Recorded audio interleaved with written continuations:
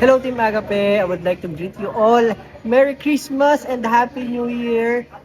Gusto ko lang una-una sabihin sa inyo kung gaano ka-proud sa inyo lahat, especially sa pananatili at patuloy na pangangarap at pagsaserve sa inyong buong grupo. Proud ka ba na part ka ng team na to?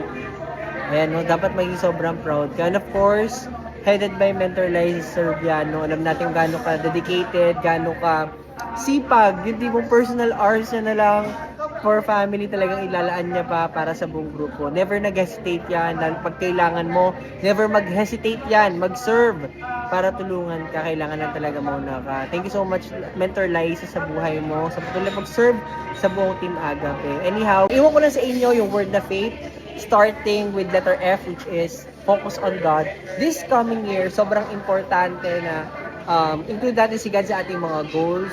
Focus always on the blesser and not the blessing. Alam ko kung gaano kalaki ng kinita ng mga distributors sa team na to. And huwag natin kalimutan that everything lang ay nanggaling kay Lord. No? And letter A, act with obedience. Ayan. Sobrang importante ng action, di ba? Even, sabi nga doon, faith without action is dead. Even sa business natin, ganun din.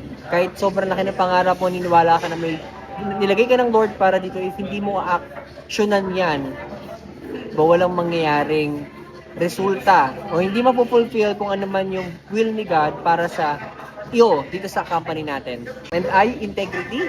Kung mo gawin yung tama, may nakatingin o wala. Kasi dyan, napiplease si God and dyan yung mga taong binibless ni God. Okay? And then letter T, trust the process and God's timing. Basta patuloy mo lang gawin yung time mo kasi pag patuloy mo ginagawa yung part mo sa business natin, kung tuloy kang consistent, magugulat ka na lang si God na yung nagtaas sa'yo at sobrang worth it nun at sobrang fulfilling nung part na yun. And excited ako for you para doon. And letter H, have hope that never runs out. Kahit madapa, kahit mahirapan, wag natin yung suko yung pagkakaroon natin ng pag-asa. Remember that we are all agents of hope. And sa atin magsisimula yun. Bakit? Because we have one God and yung God na yun never na run out ng hope. So let's continue to share hope sa lahat ng mga tao na nakakasalamuhan natin. Continue to be a blessing. Again, congratulations, Team Agape. Always proud of you and love you all. Merry Christmas, Happy New Year!